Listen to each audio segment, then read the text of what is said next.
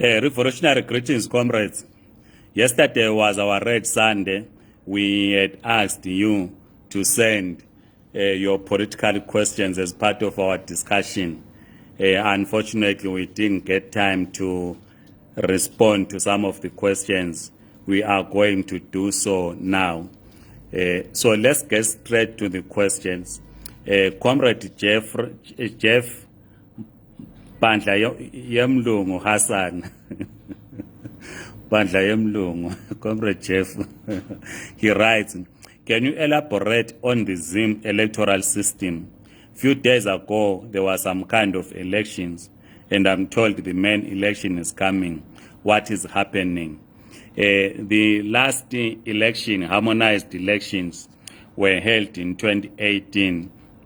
Then after 2018, there were vacancies in some constituencies and wards caused by either through death of those that were elected in 2018, or some were recalled by their parties that had elected them.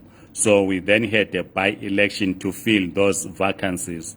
So the reason why we delayed to have an election, the by-election, was because of the pandemic. So this is why we're to hold elections recently, where 28 constituencies were being contested, and the number of 100 wards were being contested. So that's the reason we had an election, Comrade Jeff Hassan. Yes, the main election is coming in 2023. We call it a harmonized election because we elect in that election the councillors and members of the National Assembly and the president. So when the person or the voter gets to the ballot box, they've got 3 ballot papers, 1 for the councillor, 1 for the MP, 1 for the president. So our election is constituency-based. It's different from South Africa, where you elect a party, then you allocate seats through a percentage, what is called proportional representation. We have a direct election, elect candidates in different constituencies and wards, and then elect the president in an open election, unlike in South Africa, where you elect the party and the president gets elected by parliamentarians. In Zimbabwe, president elected directly by the voters. Comrade Mdudu Zinyati writes, what is the solution in all this? And I hope when you were writing this question, you were referring to what was happening in Diepsloot, because I know we then met in person, Comrade Mdudu Zinyati. We spoke about what is happening in Diepsloot. But what needs to be done? I'm sure you have also seen the letter by the President of the Republic of South Africa. It is circulating in a number of social media platforms.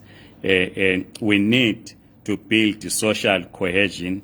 We do not need to give a take of criminality to say migrants are the ones that are causing crime. We need to fight crime irrespective of one's nationality, whether you are a migrant or a South African. If you are engaged in criminal activity, the authorities should take or you should be arrested by the authorities, by the police, notwithstanding that we are a migrant or you are a South African. So we need to build, Comrade Mdudu Zinyati, social cohesion in our communities. We must live as one in our communities. We should not allow a situation where we create a gulf in between ourselves and the locals and say across it's migrants, on the other it's the South Africans. It cannot work. We are one people. Comrade Kudzani Dojiwe Ndlovu writes, how many votes is your party getting in 2023? We are not contesting in 2023 elections as the Zimbabwe Communist Party. We continue to explain this point because the Comrade Derek Dilo Zikalinqube also asked us to elaborate on this point. A communist party is a vanguard. A vanguard, we are talking of professional revolutionaries who are schooled in the Marxist-Leninist theory. Communists do not form separate parties from other working class parties.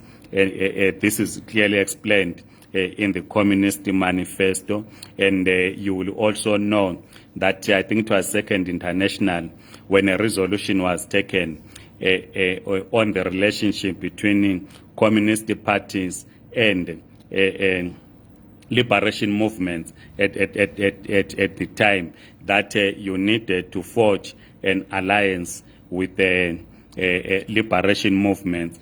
We are past that stage now. We are no longer in 1920, we are no longer waging a strike against colonialism. But as you understand our program, political program, which I've been explaining, is that we need to complete the liberation of Zimbabwe. So therefore, it means in completing the liberation of Zimbabwe, as we also speak of the national democratic economy, which is not socialist in principle, we need to establish alliances with other class formations for us to complete the liberation of Zimbabwe. But the key is that the mass of the people are within organized labor, are within rural-based formations. So as we are building the organ of the working class and the peasants, we cannot then compete with the peasants or the working class for state power. So this is why a communist party cannot on its own contest an election outside the working class and the peasants. So we're at a stage where we are building class consciousness, we are developing cadres of the Zimbabwe Communist Party, we are working towards the unit of the working class and the peasantry. Once that class consciousness is raised, it is then at that point that the peasantry, represented by their organizations, and the working class, represented by their organizations, be they trade unions, residents associations, and other social movements, it is then that a decision will be taken to say, should we, as the Zimbabwe Communist Party, together with our class allies, contest an state power through an election, or we should support any other democratic formation that exists in Zimbabwe for the purposes of building a national democratic economy before we transit to socialism. So like I'm saying, we are explaining the ZCP program. We are just getting to the conclusion of our program. We'll elaborate as we come to the conclusion of our program, which we started some few weeks back to explain that the immediate task that we have is to build the national democratic economy. So building of the national democratic economy does not mean that all of us must be communists or socialists for that matter. We need to work with others. We also elaborate that in building our rural communities, we need to work with the traditional leaders. So we will, Comrade Kuzani Dojiwe Ndlovu, explain this, and we disagree with the Comrade Sindiso Moyo. When you asked this question, you are saying this is a wrong question. It is a very appropriate question because parties exist to capture state power, and one route to capture state power is through an election. Comrade Mbizo Forum writes, how long does it take to consult and dissolve a political party? Bear in mind, within a period of a month and a half, Madam Kupe claimed Monzora Sagdi himself, and she declared herself president of MDC team. She went on to announce that her party won't participate in by-elections but endorsed Triple C within a fortnight. She has joined Triple C. How can that be possible practically? akusikho ukudlala ngabantu lokho. Look, Comrade Mbizo Forum, we do not know what is happening inside MTCT as led by Dr. Thokozani Kupe. We do not also know what is happening inside the CCC. We are not members. We only read what is available, be it on social media, on mainline media. That's what we get to know. So we do not have any other information separate from the information that you have. But I know you want us then to give an analysis of what is happening. What is clear, which Dr. Thokozani Kupe made, is that she is going to join CCC. If she has not joined, and it appears we don't know, because joining might mean one having a membership card. So wearing a party regalia on its own and attending a public meeting does not make you a member. So we have not seen the constitution of CCC, whether in terms of the membership they want people to pay a particular fee to be members, or whatever form they accept membership. But what is clear from what we saw is that she is moving to CCC, and we see others have been consulting who are moving to CCC. Comrade Patson Pofu, you say your question was not answered last week. I've just answered it, explaining why the Zimbabwe Communist Party will not on its own contest state power through an election. I've said we are building an organ of the working class and the peasants, so we cannot be in competition with the working class and peasants. What we need is to raise that class consciousness, because in the Communist Party is a part of the workers, so it takes time for us to build that relationship. Normally, it is the workers that will establish a Communist Party as a vanguard drone. But in our case, we were to establish the Communist Party. So the next stage after the establishment of the Communist Party is to work with our class allies, so that there is this understanding of the relationship that exists between a Communist Party and the proletariat. So it does not happen automatic, because you earn your vanguard role.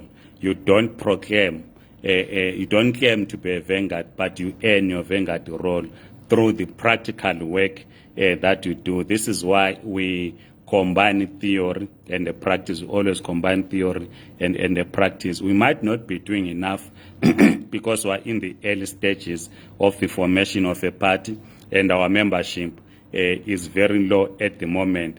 So our practical work might not be seen that much, but this is what we expect to do, to combine theory and the practical work or practice, because you cannot be armed with the theory only and not put that theory into practice.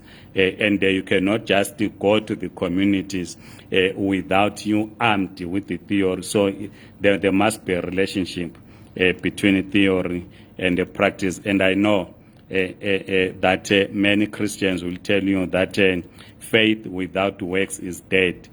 So even if you have faith, but if your faith is not accompanied by practical work, it will not happen. You cannot say, wake up in the morning and pray and say, God, give me a job, I'm not working. You cry to God in the morning, then you go back and sleep and hoping that someone is going to call you for a job. After praying, you then put it into practice by talking to people to say, please help, whether you join chat groups where they circulate job adverts, or you go to the job market and actually market look for a job. So you can't just pray and stay at home and say something is going to happen. So theory and the practice work hand in hand. Then Comrade Cassius Mpofu writes, why is it that the majority of people from Matabeleland areas are not fully committed in giving support to some parties that are formed and led by people from those places, like they used to do during the ZAPU time of Joshua Nkomo, and they instead choose to support parties from Mashonaland led by people who they know very little about? Comrade Cassius Mpofu, the biggest mistake that you are making is to separate Matabeleland or to present Matabeleland and the Mashonaland as the two different entities, which is not what it should be, because we are all Zimbabweans. So if you frame your question in this manner, the framing of your question is not understood by the majority of the people in Matabeleland. Let me put it in that way, because you also acknowledge that the people do not support a party that is formed along regional lines, that a party that wants to isolate Matabeleland and declare it as a separate entity from the rest of the country. We have a history of fighting the colonial regime as one people through the liberation movement. This is why even today it's not that the people of Matabeleland reject a party that is formed by people in Matabeleland, but they reject a party that does not speak to which comes across as national in character, because people understand that the problems that they are confronted with in their communities is national in character. So you need to resolve at a national level. You cannot resolve at your own village, because the price of bread affects everyone. If the price of bread or price of fuel rises, it does not mean because you are in Gwanda, therefore your bread is more expensive than the person who's in Brewa. So people understand that our structures are interlinked. So therefore they then either, as we explained in another video, that they will want some to maintain or to keep ZANU-PF in power, but there are those that want that our problems are as a result of ZANU-PF's failure to govern. Therefore, ZANU-PF must be removed. So, to some, the removal of ZANU-PF is a step in addressing these challenges. So they would then not support a political formation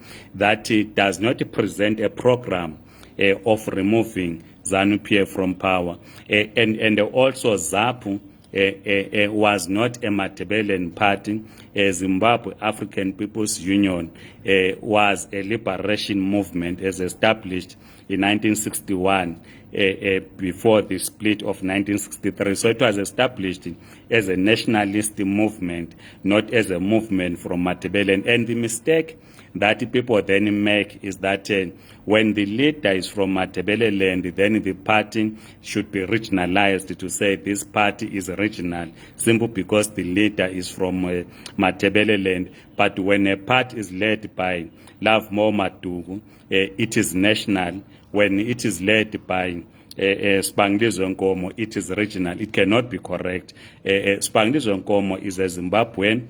Love Mo Matugu, they are both Zimbabwean. They both lead national parties.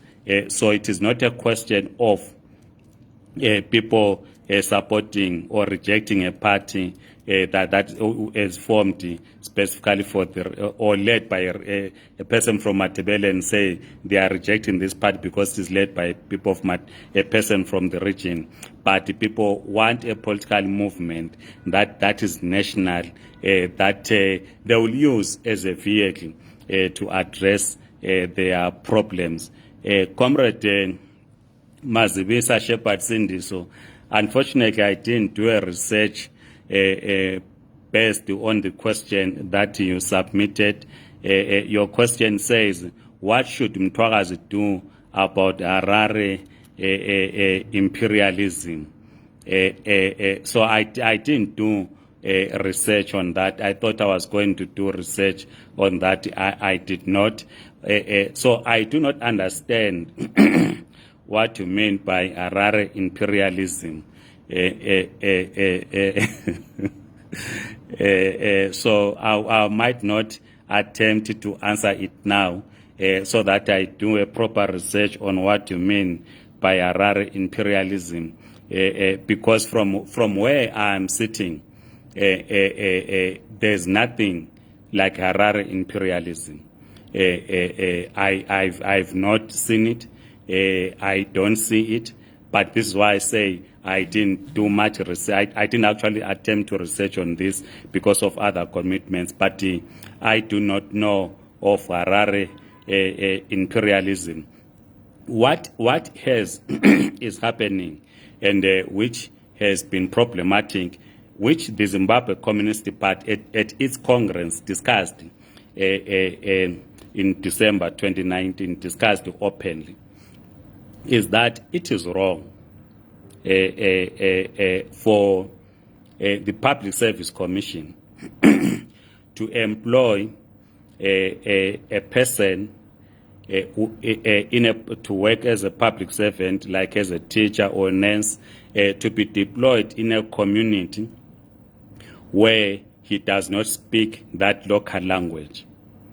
It is wrong to employ, so say, a teacher who will teach grade 1, grade 2 at a primary level, who does not understand the local language. That will be disaster.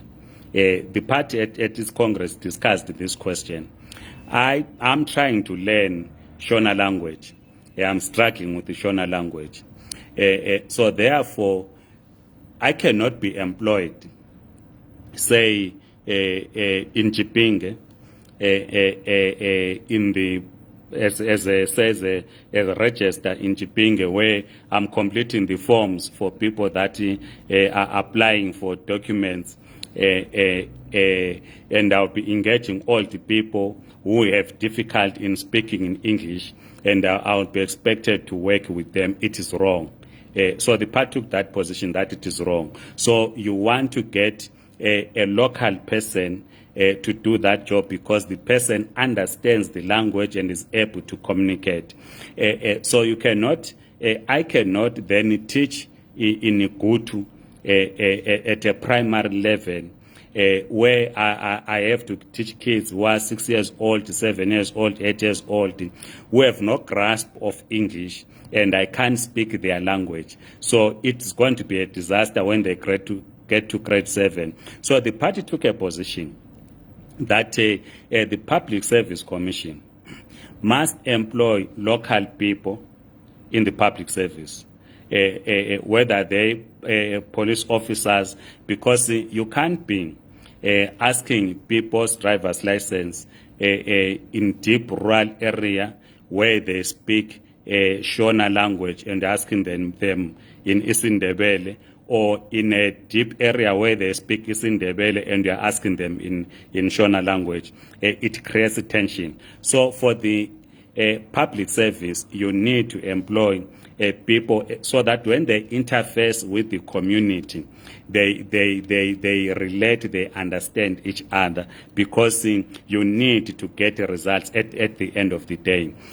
So the party had this discussion and they resolved that that should not be acceptable. But that does not mean that you cannot deploy, say I'm a geography teacher, that does not mean you cannot deploy me in Ngwazimba to go and teach A-level students geography, because you will not be expected to speak or to teach in the Shona language, because even if I do not understand Shona language or speak Shona language, the students will understand English, but I cannot teach at a primary level if I do not comprehend the local language. That's the position that the party took.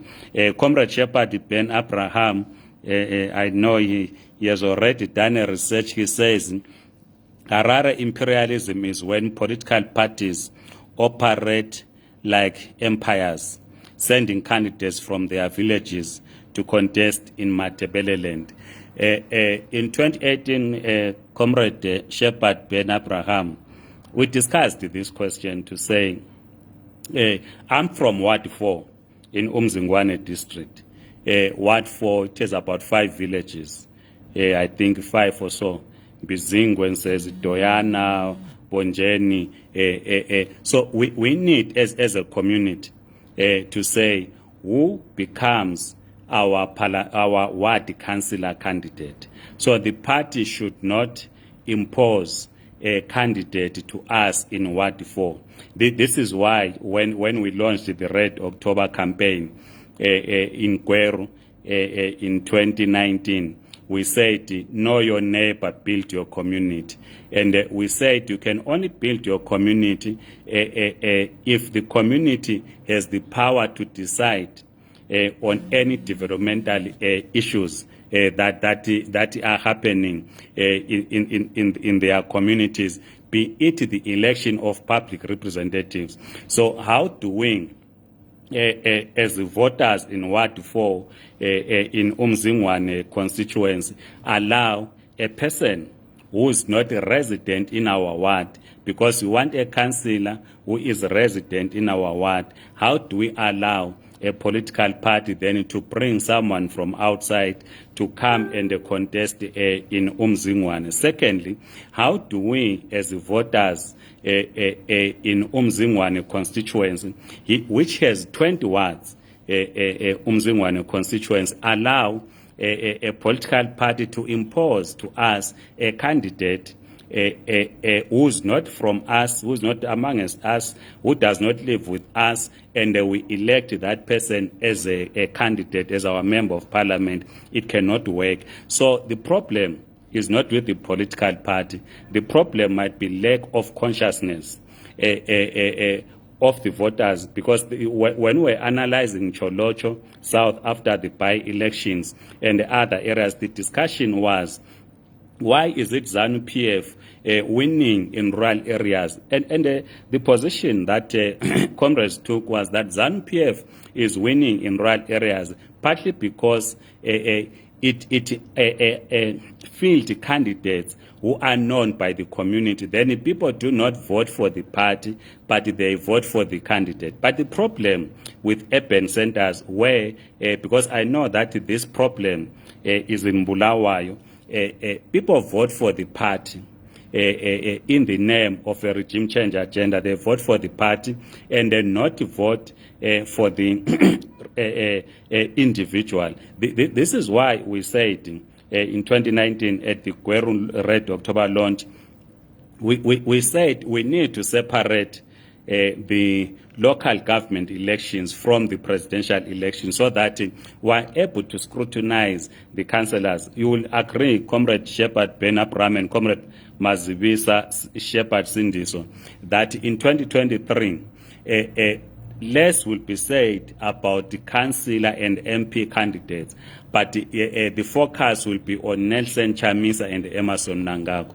So people will simply be saying, let's just vote Mnangagwa out. It doesn't matter who becomes the councillor in a ward, as long as the person is triple C. That person, as long as Mnangagwa is gone, will then deal with these problems. Then after the election, you realize that Mnangagwa remains the president, but now at a local level, you have elected people whom you do not even know, because someone simple market a person because driven by the this regime change agenda, you then simple vote for a person that you don't know. So I will not agree with you, then Comrade Shepherd Ben Abraham, if you were to characterize imperialism in the manner that you have tried to define it. It cannot be correct. This is why I said I've not done much research, because imperialism is the highest stage of capitalism. So the question that we should be asking ourselves is, who controls the means of production in Zimbabwe? In Zimbabwe, in Matabeleland, in Mashonaland, in Maswingo, in Manicaland, who controls the means of production? That's a discussion that we should have, so that we can then be able to answer what Comrade Mazibisa says, that there is a Harare imperialism, which at this stage I'm saying maybe it's lack of our research, but we are saying there are political structures in communities, your branch leadership. You go to primary elections. I know that in Bulawayo, if you elect, saying Langton Chikore, because he comes from Maswingo, then you do and say Langton Chikore is not of Bulawayo origin, therefore should not be a councillor, as we have seen with the Toys around Kambarami in 2018 and so forth. The problem is the voters. If Kambarami mobilizes enough people to vote for him, that is fine, because the residents want him to be a councillor. So we who are from rural constituency, what is it that we can do? So a public representative is elected by the people. So you get into the structures, you elect a candidate of your choice. If you become a political analyst, you don't get into the party structures, you don't get into community work, and you don't influence the community to say, we as a community, this is what we want. You will then complain after the election. As I conclude, we said we need to move as part of our political consciousness, move away from a situation where a person comes to our ward and the constituents to campaign that they want to be elected. It should be us as voters who identify a person and say, we want so and so to be our council candidate, because a public representative is a servant of the people but is not the boss. But if you want not to be involved, and they only vote for those that will buy you groceries, buy you alcohol and so forth, you will then run into these problems, because at the end of the day, money becomes the determining factor. It is not what you as a community want, but you now vote for a person whose pockets are deep. The last question is from Comrade Brian Salty Chabalala. He says, I don't understand how he frames his question, but let me paraphrase. It says, is it impossible to have a diaspora vote? That's how I understand to summarize it. Comrade Brian Salt Chabalala, in 2018, as civil society and the political parties, we signed a declaration in 2016 that we should pursue a diaspora vote, which led to Comrade Gabriel Shumba and others going to the courts in Harare for the court to make a judgment and pave way for a diaspora vote. The court judgment said it is not provided for in the 2013 constitution, and directed that there must be a constitutional amendment. Unfortunately, as you know, since 2018, parliamentarians have not been paying much attention to this question. So up to now, there is no amendment to the constitution that gives a right for the people in the diaspora to vote. You remember at some point, ZANU-PF brought all these amendments to the constitution. There was a boycott from the opposition.